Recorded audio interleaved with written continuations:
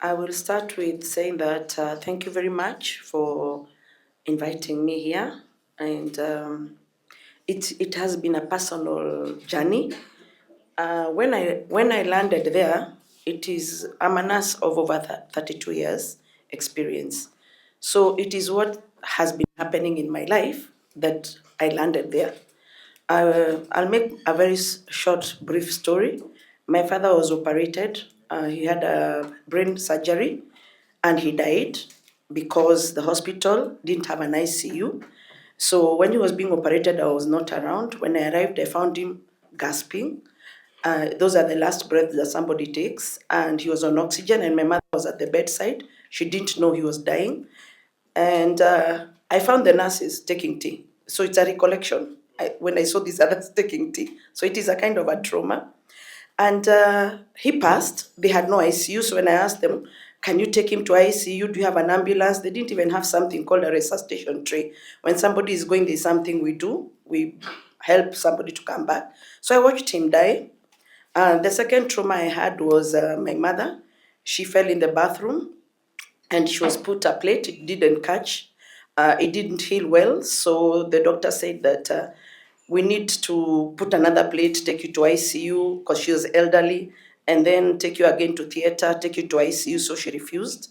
And she stayed in bed for 3 years. Then finally, when she accepted to go, her option was, you take me to India, you will not operate me in Kenya. So we made arrangements for her to go to India.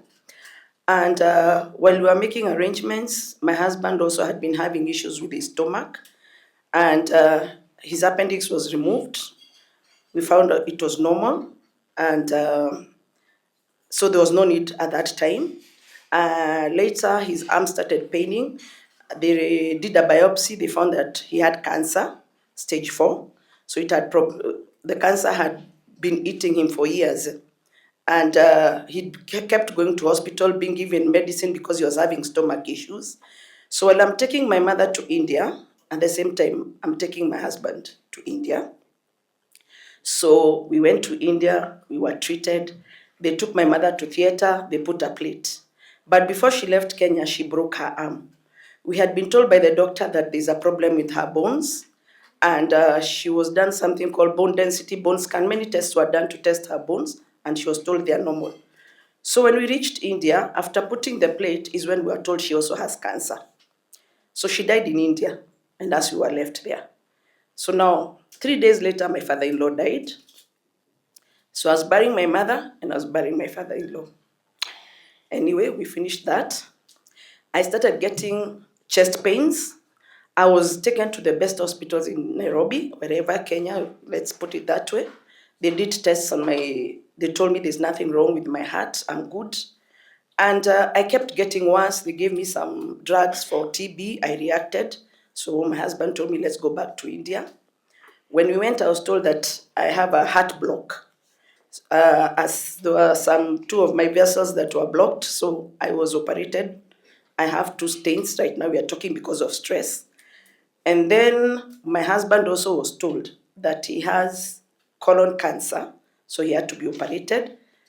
SHA, that time it was NHIF, it paid for everything. It paid the surgery, it paid the chemotherapy, it paid everything. And for me, because we didn't have money, the Kenyans paid for me, my surgery. So here I am in bed, me and my husband, in ICU, both of us.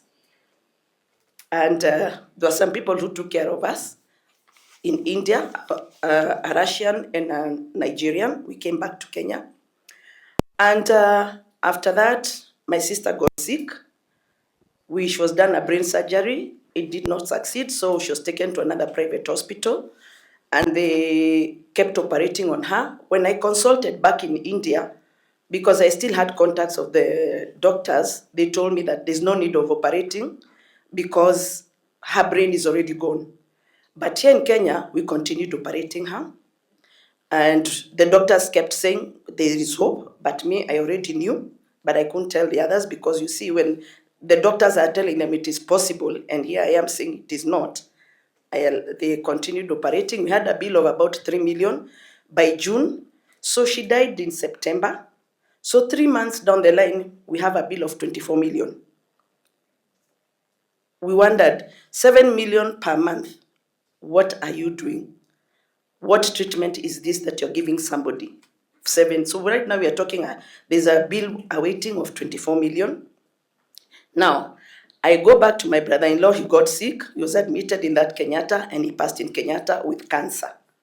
There was also some things we saw, and I kept asking, I kept trying to intervene, and unfortunately, he passed last year in December. So for me, it has been a journey, a pile up of things happening to where I was. So me, after burying my brother-in-law in December, my leg was paining. So I already knew how the system of SHA works, because every time they had to operate my sister, I used to walk down to the NHIF. If the systems are down, there is another office called pre-authorization office, and they would be able to access the portal. So that was my life for a whole year. I used to walk down to NHIF to get the surgeries approved. So that day, I had been done an X-ray, so I was told you need to do an MRI. So I landed in Kenyatta. I talked to the patients who were there.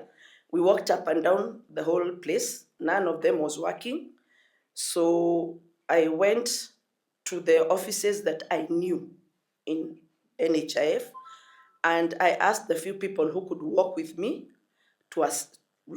I could get them assisted, so we get an approval done. And that was a Wednesday. I had gone on a Wednesday. We spent a whole day there, and they were not working. And I went home. We actually prayed that day. The other people now they were giving their stories and had come from Bugoma. That's all over the country, and some of them were sleeping on the floors in Kenyatta. Others did not have food. Me, normally, I have a motto that when I go to hospital, I carry breakfast, lunch, and supper. Because when I was in India, that food we could not eat. So I got used to carrying food. That day, I saw mothers with children who were hungry, who did not have food. I had carried chapatis with tea. I gave them. A mother was telling me how she slept on the corridors with a baby. And Kenyatta is very cold. People who've been in Kenyatta know how cold it is. So it was very traumatizing to see what was happening. And so the next day when I went, at around 11, it was still not working. So that is when I told them, let's go down and see if we can get help. So when we walked down to the offices, I knew we were going to ICT. And we asked them, they told us from the previous week on Wednesday, the systems had been shut. Then I asked them, are you aware Kenyatta is not working? They said no. So I said, fine. So what next? I go to the pre-authorization office. Also, they are saying they cannot get access. They don't even know they're not working. So I asked them, please help us. What do we do? They go to Afya House, fourth floor. So that is how I ended up there. Fourth floor, fifth floor, sixth floor, seventh floor. We were just looking for help. It wasn't a planned thing. And I believe in God's steps, because how I woke up that morning to go to Kenyatta, I went as a patient. I was not going to do anything. I was going to get treatment also. So when I walked in that office, the CS was not there. It was only the reporters, and they were taking tea.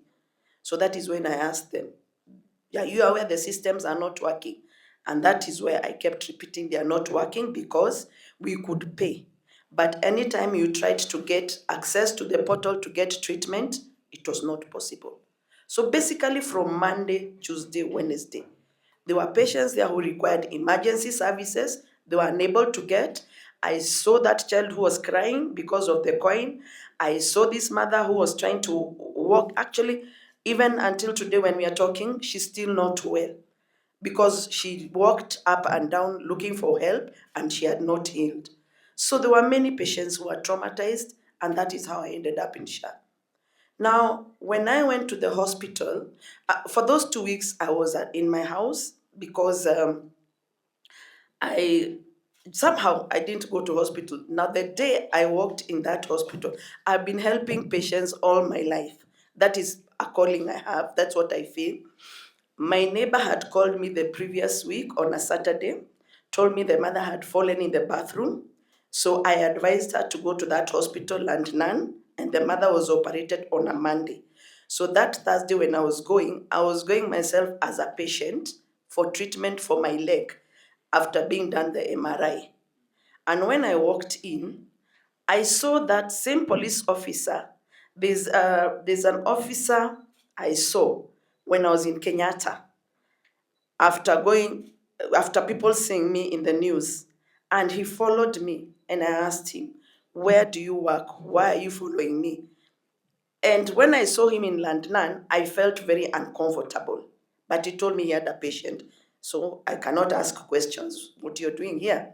It is less than 20 minutes after that, the police officers stormed in. So I was bullied, I was harassed, I was dragged.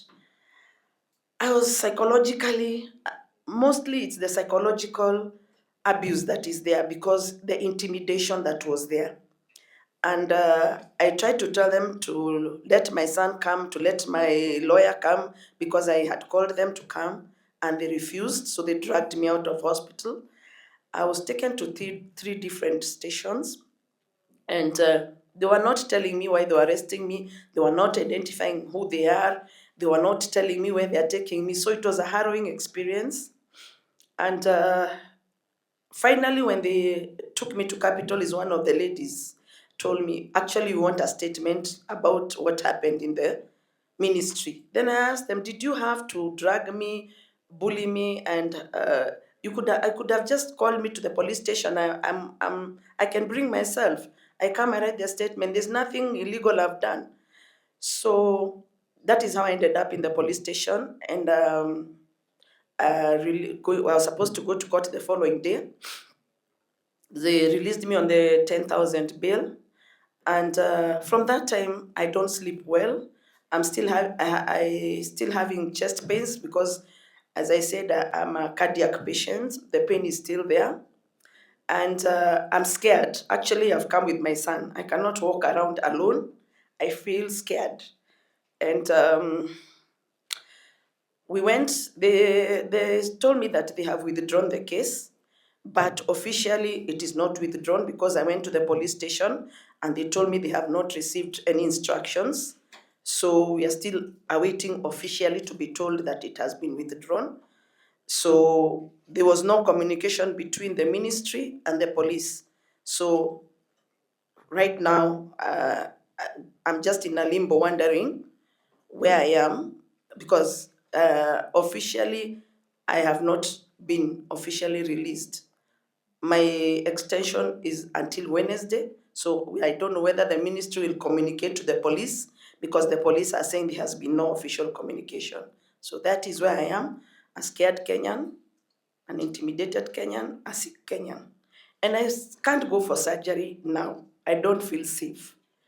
So I don't know. I'm praying for recovery and I'm praying that I'll be able to overcome this. Thank you.